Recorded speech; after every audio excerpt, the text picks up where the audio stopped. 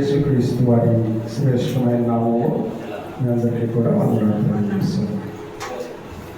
ప్రియులారా, దేవుని వాక్యాన్ని మనం చదువుకుందాం.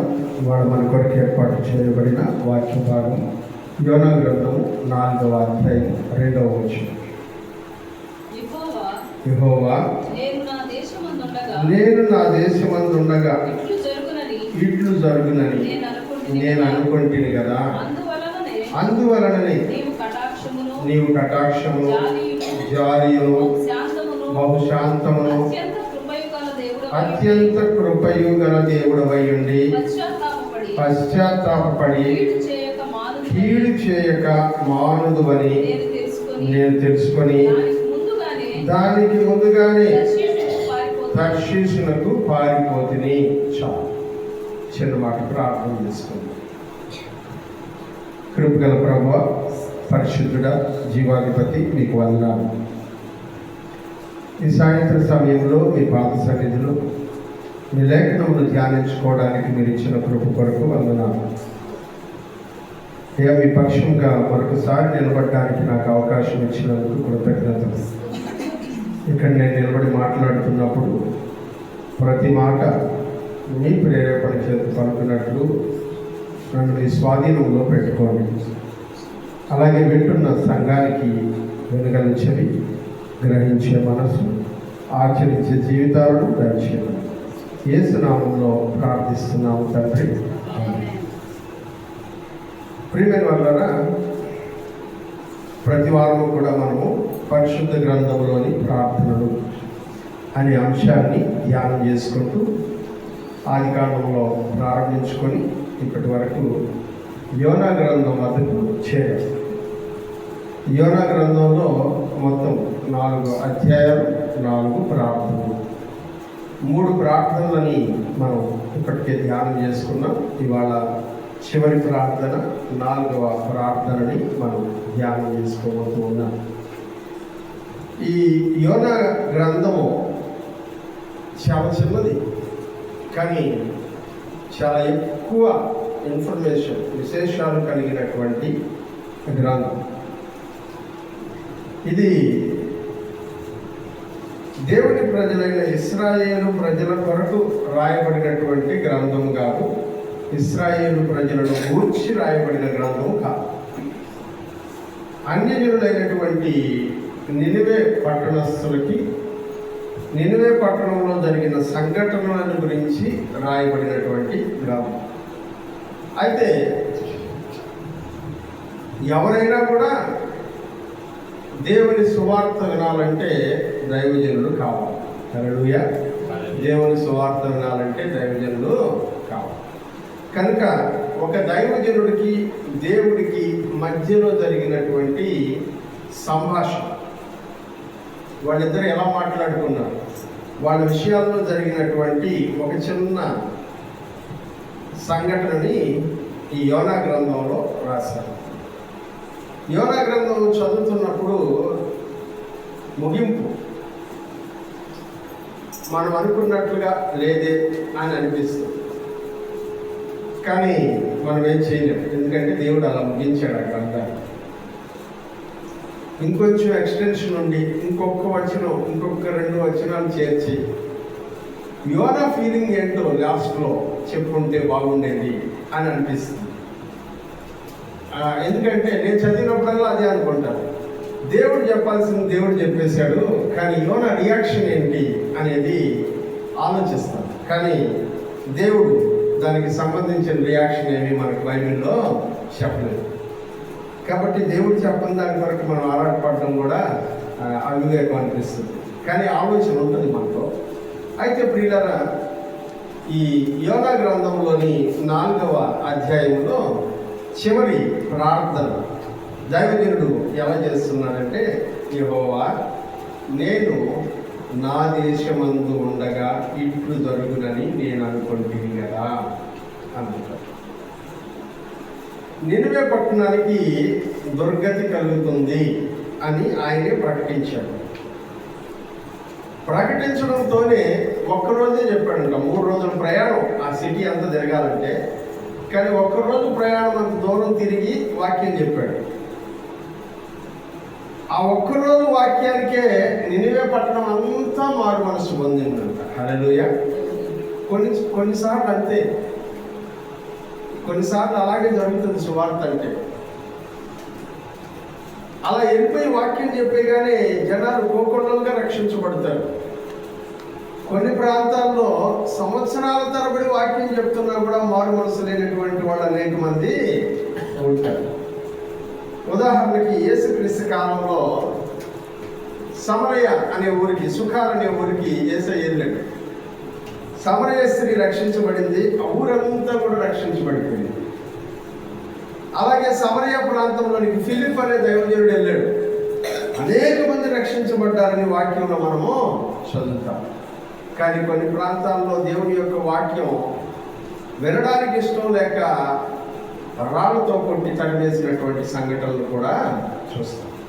రెండు రకాలైనటువంటి ప్రజలు ఉన్నారు, రెండు రకాలైనటువంటి పరిస్థితులు మనకు కనబడుతూ ఉంటాయి. నినివే పట్టణంలో దేవుడు యోనాకి ఇచ్చినటువంటి గొప్ప భాగ్యం ఏంటంటే, అలా వెళ్ళిపోయి విత్తనాలు వేయగానే ఇలా పంట వచ్చేసేంత పరిచర్యను ఇచ్చాడు ఆయన. హల్లెలూయా. అలా వెళ్ళిపోయి విత్తనాలు వేస్తే ఇలా పంట వచ్చేంత పరిచర్య. ఫాస్ట్గా రక్షించబడేటువంటి జనాలు, వెంటనే లోబడేటువంటి ప్రజలు అక్కడ ఉన్నట్లుగా వాక్యం చదివితే మనకు అర్థమవుతుంది. అందుకని ఒకరోజు వాక్యం చెప్తే ఊరు ఆఖరికి రాజుగారు, మంత్రులు అందరూ గోరి పట్టు కట్టుకొని పశువులతో సహా ఉపవాసం పెట్టేసి చంటి బిడ్డలు కూడా పాల్గొనడం మానేసి ఉపవాసం ఉన్నారంటే వాళ్ళు ఎంత మారు మనసు పొందారో వాక్యం మనకు తెలియజేస్తాం. కానీ నాకు యోనాను చూసినప్పుడు ఏమనిపిస్తుందంటే, ఇప్పుడు నేను అనుకోండి దైవజనుడిగా నేను వాక్యం చెప్పేటప్పుడు దైవజనుడిగా నా కోరిక ఏంటంటే, నేను చెప్తున్న ఈ వాక్యం నా సంఘంలో ఒక 70 మంది 80 మంది 100 మంది వింటుంటే కనీసం ఒక 10 మంది అన్న ఆ వాక్యాన్ని అట్లాగే స్వీకరించి దాని ప్రకారం నడుచుకోవడానికి తమను తాము సిద్ధపరుచుకొని డెడికేట్ చేసుకుంటే అది గొప్ప అదృష్టం. అంతకంటే గొప్ప పరిచయం ఇంకొకటి లేదు అని అనుకుంటాను నేను. కానీ యోనా విచిత్రమైన మనసు కలిగినాడు. నేనైతే వాక్యం చెప్తా, కానీ ఒక్కడు కూడా మారు మనసు పొందకూడదు అనుకునే మనస్తత్వం కలిగిన వాడు. చదవండి 3వ అధ్యాయం లాస్ట్ వచ్చిన చదవండి. ఈ నినివే వారు తమ చెడు నడతలు మానుకొనగా వారు చేయుచున్న క్రియలను దేవుడు చూచి పశ్చాత్తాపుడై వారికి చేయుదునని తాను మాట ఇచ్చిన కీడు చెయ్యక. అబ్బాయి ఎంత గొప్ప రిజల్ట్ చూడండి. ఒక్కరోజు వాక్యం చెప్పినాడంట 6 లక్షల మంది. 6 లక్షల మంది అమ్మా, 6 లక్షల 12 లక్షల 1,20,000 మంది జనాలు. ఒక్కరోజు వాక్యం చెప్తే 1,20,000 మంది జనాలు మారు మనసు పొంది పాపాలు ఒప్పుకొని ఉపవాసం ఉండి ప్రార్థన చేసి దేవునికి జీవితాన్ని సమర్పించుకున్నారంట. ఎందుకంటే గొప్ప పరిచయం ఉంటుందో చెప్పండి. ఎంత అద్భుతమైన పరిచయం. అపోస్తలులు పరిచయం చేస్తే కూడా ఒక రోజుకి 2,000 మంది, ఒక రోజుకి 3,000 మంది బాప్తిసం పొందినట్టుగా వాక్యంలో చూస్తాం. కానీ ఇక్కడ చూడండి, ఒకటే రోజు 1,20,000 మంది మారు మనసు పొందారంట. ఫలితం వెంటనే కనపడింది 2-3 రోజుల్లోనే. దేవుడు ఉగ్రత తెప్పిస్తానన్నటువంటి వాడు కూడా తన ఉగ్రతను మానేసుకున్నాడంట. అంతగా మారు మనసు పొందేశారంట. ఇక ఆ ప్రవక్తకి ఎంత ఆనందంగా ఉండాలి. అబ్బా, నేను చెప్పిన పరిచర్య వల్ల, నేను చేసిన పరిచర్య వల్ల 1,20,000 మంది రక్షించబడ్డారంటే ఆ సేవకుడికి ఎంత సంతోషంగా ఉండాలి చెప్పండి. కానీ సేవకుడు ఏమంటున్నాడంటే, యోనా దీనిని చూసి బహు చింతాక్రాంతుడై కోపగించుకొని, దేన్ని చూసి? వాళ్ళు మారు మనసు పొందడం, దేవుడు వాళ్ళ పాపాన్ని క్షమించేయడం, వాళ్ళందరూ సేఫ్గా ఉండడం చూసి చాలా బాధపడిపోయాడంట. యోనా చాలా బాధపడిపోయాడంట. ఇది నిజంగానే ఆలోచించదగినటువంటి విషయం. నినివేలో చాలా గొప్ప ఉద్యమం. నేను కనుక అయి ఉంటే, ప్రభువా ఇంక చాలు, నా జీవిత లక్ష్యం నెరవేరిపోయింది, ఇంతమంది కంటే నా జీవితాంతం కష్టపడ్డా కూడా నేను ఇంకా అందరినీ రక్షించలేను. ఈ ఒక్క రోజు పరిచయం చేయించిన నా చేత బ్రహ్మాండంగా చేయించుకున్నాం, ఆయన తీసుకెళ్ళిపోవాలి కదా. అంత గొప్ప అదృష్టం ఎవరికి దొరకదు. ఎందుకంటే అంత ఉద్యమం రగులు గురిందంట ఒక్క ప్రసంగంతో. అసంతృప్తి అనేది యోనా యొక్క జీవితంలో ప్రారంభమైంది. ఆయన అంటున్నాడు, యెహోవా నాకు తెలుసు, నేను నా దేశమందు ఉండగానే ఇట్లు జరుగునని నేను అనుకుంటుంది కదా. ఎప్పుడు అనుకున్నాడంట? నా దేశంలో ఉన్నప్పటి నుంచే అనుకుంటున్నా ఇదే జరుగుతుంది. ఎందుకంటే మన దేవుడు ఎట్లాంటి వాడంట?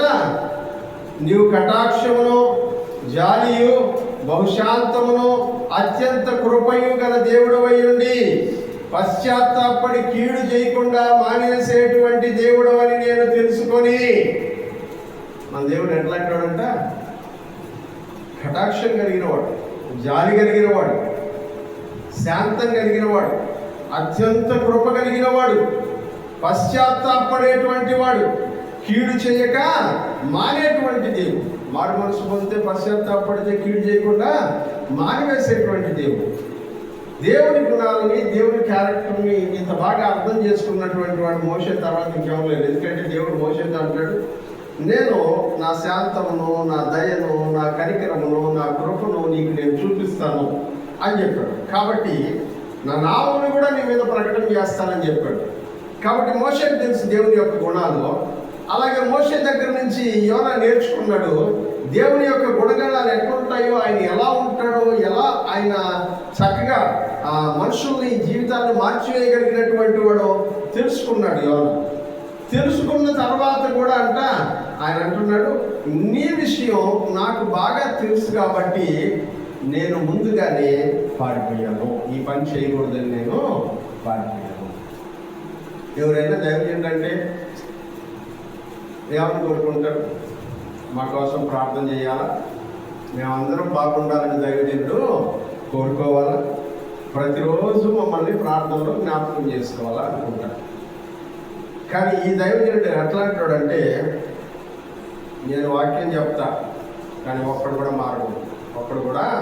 మారడు. నువ్వు చెప్పన్నావు, నేను చెప్తాను. ఎందుకంటే చెప్పుకుంటే నువ్వు ఆడి నుంచి ఏడు నుంచి చేపకడుకు ఆడ పారేస్తున్నావు.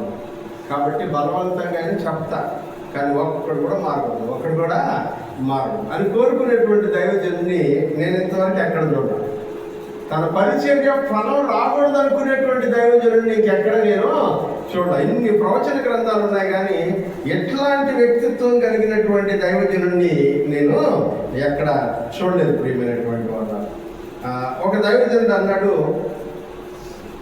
దైవ గ్రంథంలో ఇలాంటి దైవజనుడిని నేను చూడలేదు, ఎంత భయంకరమైన కక్షపూరితమైనటువంటి దైవజనుడు ఇంకొకడు ఉండడు అని అన్నాడు ఒక ఆయన.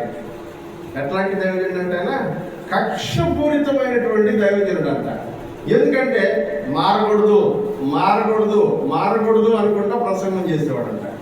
నా వాక్యానికి ఫలితం రాకూడదు అనుకుంటా ప్రసంగం చేసే దైవజనుడు అంట.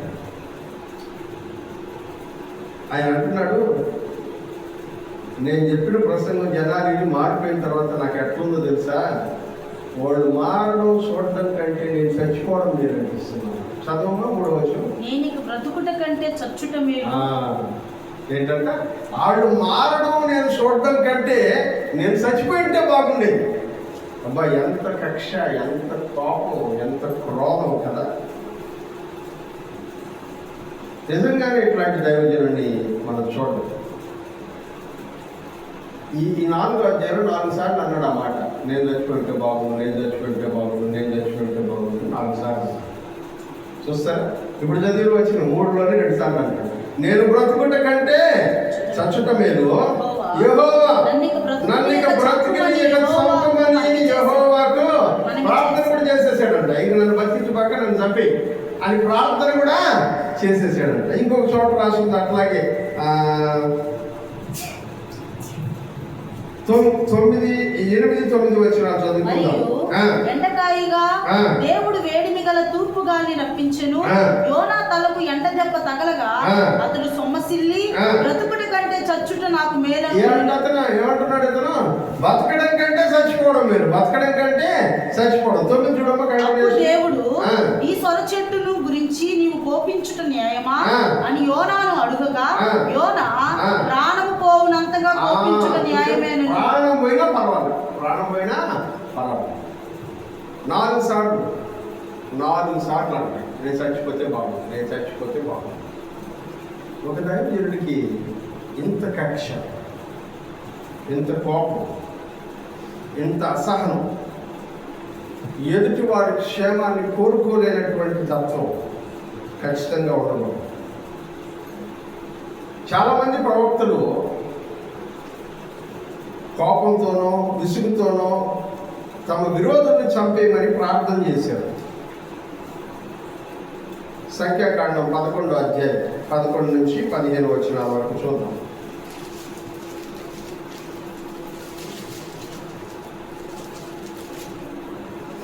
కాగా మోషే యెహోవాతో ఇట్లనెను, నీవేళ నీ సేవకుని బాధించితివి, నా మీద నీ కటాక్షము రానియక ఈ జనులందరి భారమును నా మీద పెట్టనేలా, నేనే ఈ సర్వ జనమును గర్భమును ధరించితినా, నేనే వీరిని కట్టినా, పాలించి పెంచుడు తండ్రి పసిపిల్లలను మోయినట్టు నేను వీరి తండ్రులకు ప్రమాణ పూర్వకముగా ఇచ్చిన దేశమునకు వీరిని నీ రొమ్మున ఎత్తుకొని పొమ్మని నాతో చెప్పుచున్నావు. ఏమంటున్నాడు చూడండి, దైవజనుడు కోపంతో అంటున్నాడు, నేను భరించలేను, నా వల్ల కాదు. ఇంతమంది జనాన్ని నేనేమన్నా వాళ్ళని కన్నానా, వాళ్ళని పెంచానా, ఇంత భారం నా మీద పెడుతున్నావు అని దైవజనుడు అయినటువంటి మోషే దేవుని సన్నిధిలో అడగడాన్ని మనం చూస్తాం. 1 రాజుల గ్రంథం 9వ అధ్యాయం 4వ వచనాన్ని కూడా చదువుకుందాం. 1 రాజుల గ్రంథం 9వ అధ్యాయం 4వ వచనం. నీ తండ్రి అయిన దావీదు నడిచినట్లు నీవును యథార్థ హృదయుడవై నీతిని బట్టి నడుచుకొని నేను నీకు సెలవిచ్చినంతటి ప్రకారం చేసి నా కట్టడలను విధులను అనుసరించిన 1 రాజులు 9:4. ఓకే. నీ సంతతిలో ఒకడు ఇశ్రాయేలు మీద సింహాసనాసీనుడై ఉండక మారడని నీ తండ్రి అయిన దావీదుకు నేను సెలవిచ్చి ఉన్నట్లు ఇశ్రాయేలు మీద ఈ సింహాసనము చిరకాలం వరకు స్థిరపరచుదును. వాక్యంలో మనం చదువుతా ఉన్నాము, సొలొమోను రాజు అయ్యేటువంటి సమయంలో ఈ మాటల్ని ఆయన చెప్తూ ఉన్నాడు. ఆయన అంటాడు, నీ విరోధుల ప్రాణమును నువ్వు అడగలేదు అని అంటాడు. ప్రియమైనటువంటి వాడు, నీ విరోధుల ప్రాణమును నువ్వు అడగ. కొన్నిసార్లు కొంతమంది కోపంతోనూ విసుగుతోనూ తమ విరోధుల ప్రాణాలను అడిగినటువంటి సందర్భాలు ఉన్నాయి. కానీ ఇలా దేవుడు కరుణించాలనుకున్నటువంటి వారిని కూడా కరుణించకూడదు అనేటువంటి మనస్తత్వం కలిగినటువంటి వ్యక్తి ఇప్పుడు మనం చదువుకుంటున్నటువంటి ఈయన మాత్రమే అని నేను అనుకుంటాను. ఇలాంటి దైవజనుడితో మాట్లాడడానికి దేవుడు సమయస్ఫూర్తిని వాడుతూ ఉన్నాడు. ఏమిటి ఆ సమయస్ఫూర్తి అని అంటే, యోనా అంట వాక్యం చెప్పేసి ఊరి బయటికి వెళ్ళిపోయి ఒక పందిరి వేసుకొని ఆ పందిరిలో కూర్చొని పట్టణం వైపే చూస్తున్నాడంట. ఎందుకు చూస్తున్నాడు చెప్పండి? 40 రోజుల్లో ఏమైపోద్ది పట్టణం? 40 రోజులు నేను ఇక్కడే కూర్చొని చూస్తా. అది తగలబడిపోతుంటే నేను చూడాలి. అది తగలబడిపోతుంటే ఆ పట్టణం పాడైపోతుంటే నేను చూడాలి. ఇది ఆయన కోరిక. ఎండ ఎక్కువైందంట, అయినా కూడా పర్వాలేదు పందిట్లో పడుకుంటా, అయినా కూడా పర్వాలేదు పందిట్లోనే హాయిగా ఇంటికి వెళ్ళిపో. వాక్యం చెప్పేసావు, నీ వాక్యానికి రిజల్ట్స్ వచ్చేసింది, 1,20,000 మంది మార్మల్స్ పొందేశారు. యోనా వండర్ఫుల్ మినిస్ట్రీ చేసావు, నువ్వు ఇంటికి వెళ్ళిపో అని దేవుడు చెప్తుంటే నేనే ఉంటా. 40 రోజుల తర్వాత నాశనం చేసేస్తున్నావు కదా, నేను దాని నాశనాన్ని చూసి అనుకుంటాను. నేను దాని నాశనాన్ని చూసి అప్పుడు ఎంత మూర్ఖంగా ఆయన చేస్తున్నాడో మనకు అర్థం అవుతుంది. అందుకని దేవుడు అంటే ఈ యోనాకు ఒక పాఠం చెప్పాలి మనం అని అనుకొని ఆయన ఏం చేశాడంటే ఒక పందిరి వేసుకున్నాడంట. చదవండి 5వ వచనం. అప్పుడు యోనా ఆ. ఆ పట్టణంలో నుండి పోయి ఆ. దాని తూర్పు తట్టున బస చేసి ఆ. అచ్చట పందిరి ఒకటి వేసుకుని ఆ. పట్టణమునకు ఏమి ఆ సంభవించునో పట్టణానికి ఏమి సంభవించునో చూచదనని ఆ. ఆ నీడను కూర్చుని ఉండగా నీడలో కూర్చున్నారంట.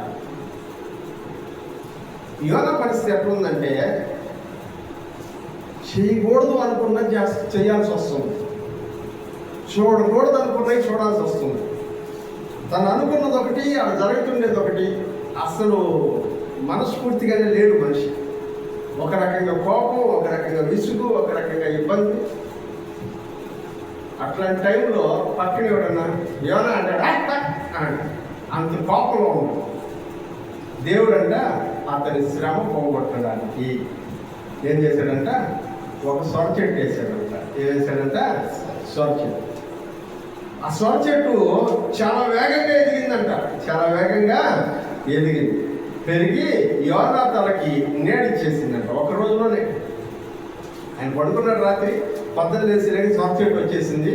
అబ్బా భలే ఉంది, ఏసీలో ఉన్నట్టుంది, మంచి నీడ దొరికింది నాకు అని అనుకుంటూ అతను ఉన్నాడంట.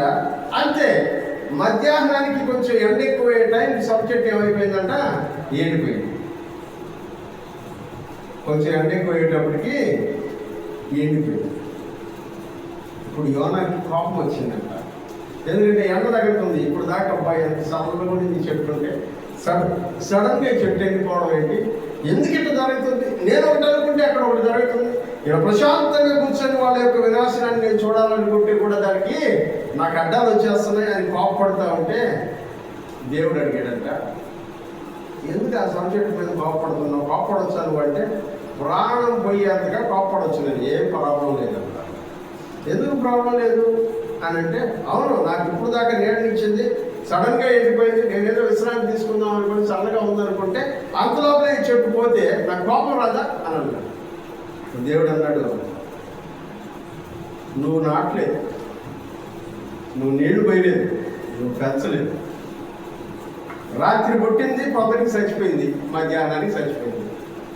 ఒక్క రోజులో పుట్టి చచ్చిపోయినటువంటి చెట్టు చచ్చిపోతేనే నీకెంత బాధ అయితే, కుడి ఎడమని తెలియనటువంటి 1,20,000 మంది జనాభా వాళ్ళ పాపం వాళ్ళకి తెలియకుండా, వాక్యం వినకుండా, మారు మనసు పొందకుండా చచ్చిపోతుంటే నాకు బాధ ఉండదా? అందుకనే నేను పంపించాను వాక్యం చెప్పండి. ఆపేసాను వాక్యం.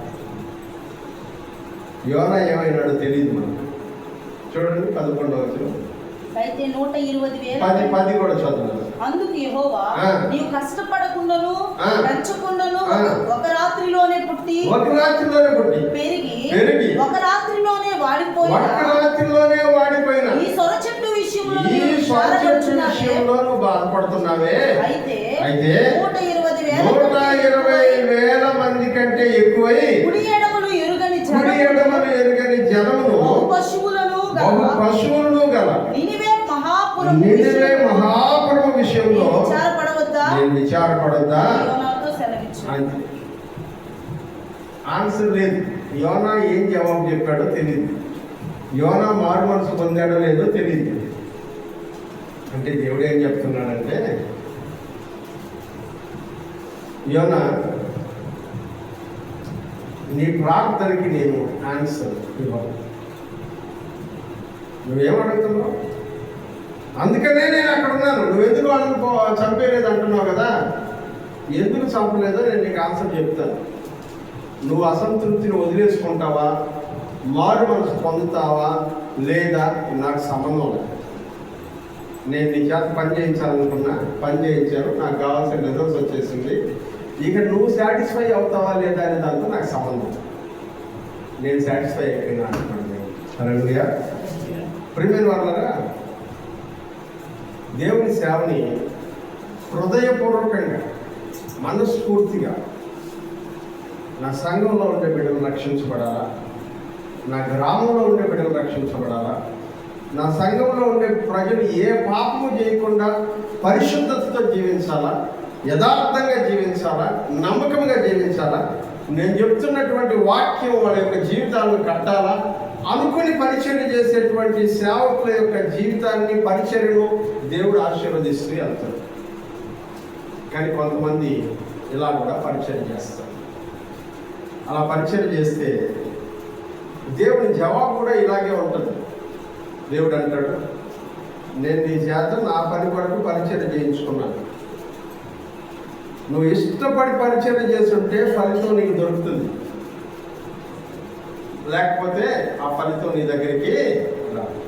అందుకనే కదా భక్తుడైనటువంటి పౌలు గారు అంటాడు, నేను ఇష్టపడి చేసిన ఎడల నాకు జీతము దొరుకును అంటాడు. సువార్త పరిచర్య గురించి ఆయన మాట్లాడుతూ, నేను ఇష్టపడి చేస్తే నాకు జీతము దొరుకుతుంది. అలా ఇష్టపడకుండా చేస్తే ఫలితం ఇట్లాగే. యోనా ఏమైనాడో మనం ఇంకెక్కడ బైబిల్లో చాలు. కానీ యేసు ప్రభు 2 సార్లు యోనాను గురించి చెప్పాడు. 2 చోట్ల 2 సార్లు ఒకే ఇన్సిడెంట్ని 2 సార్లు చెప్పాడు. నన్ను అద్భుతాలు అడుగుతున్నారు, సూచక్రియలు అడుగుతున్నారు, మహత్కార్యాలు అడుగుతున్నారు. యోనాను గురించిన సూచక క్రియ తప్ప ఇంకేది మీకు ఇవ్వబడదు అన్నాడు. ఏమిటి యోనాను గురించిన సూచక క్రియ అని అంటే, యోనా ఎలాగైతే చేప కడుపులో 3 పగుళ్ళు 3 రాత్రులు ఉన్నాడో, అలాగే మనుష్య కుమారుడు కూడా 3 పగుళ్ళు 3 రాత్రులు భూమిలో ఉంటాడు. 3వ దినమున ఆయన తిరిగి లేస్తాడు. హల్లెలూయా. ఇది యేసు ప్రభు యోనాతో ఉన్నటువంటి సంబంధం.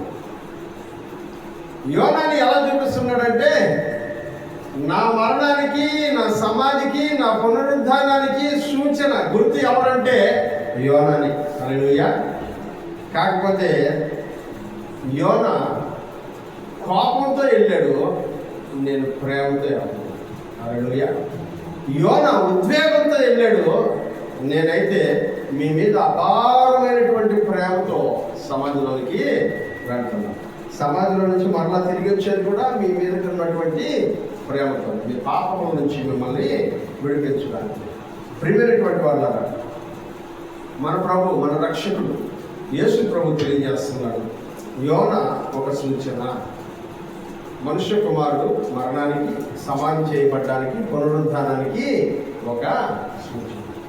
ఆయన కోపంతో చేశాడు, నేను ప్రేమతో. ఆయన పనికి ఫలితం దక్కింది, కానీ దేవుని దగ్గర జీతం మాత్రము దొరకదు. మన ప్రభు అయినటువంటి యేసుక్రీస్తు పనికి ఫలితం దక్కింది, దేవుని కుడి పార్శ్వమందు ఆయన ఆశీనుడై ఉన్నాడు. దేవునికి స్తోత్రం కలుగుగాక. హల్లెలూయా. యోనా చేసిన ప్రార్థన, నేను నా ఇంట్లో, నా ఊళ్ళో ఉన్నప్పుడే ఎట్లా జరుగుతుందని నేను అనుకున్నాను. అందుకని నేను పారిపోయాను. నేను ఇట్లా ఉండడం కంటే చచ్చిపోవడం నేను కదా. దేవుడు అంటాడు, నేను వాళ్ళని ఎందుకు రక్షించుకున్నాను కారణం చెప్తాను. మరి నీకేం కారణాలు ఉంటే ఒకసారి చెట్టు కోసం, మనుషుల కోసం నాకెన్ని కారణాలు ఉన్నాయి. అందుకే ప్రియమైనటువంటి వాళ్ళు సంఘం దేవుడు. సంఘం ఏమండి? దేవుడు. సంఘం మీద ఎవరికి కోపం ఉండదు. విశ్వాసకి కోపం ఉండకూడదు, దైవజనుడికి కోపం. సంఘం కొరకు ప్రయాసపడాలి, సంఘం కొరకు కన్నీరు కార్చాలి, సంఘం కొరకు ప్రార్థించాలా, సంఘం కొరకు కష్టపడాలా, దేవుడి పరిచయం నిలబెట్టడానికి ఏమైనా చేయడానికి ప్రిపేర్ అయిపోవాలి. అంతేగాని కక్షపూరితంగా వ్యవహరించుకోవాలి. కక్షపూరితంగా వ్యవహరించేది ఎవరంటే యోనా లాంటి వాడు. దేవుడు వాళ్ళకి ఇచ్చే ప్రతిఫలం వాళ్ళకి ఇస్తాడు.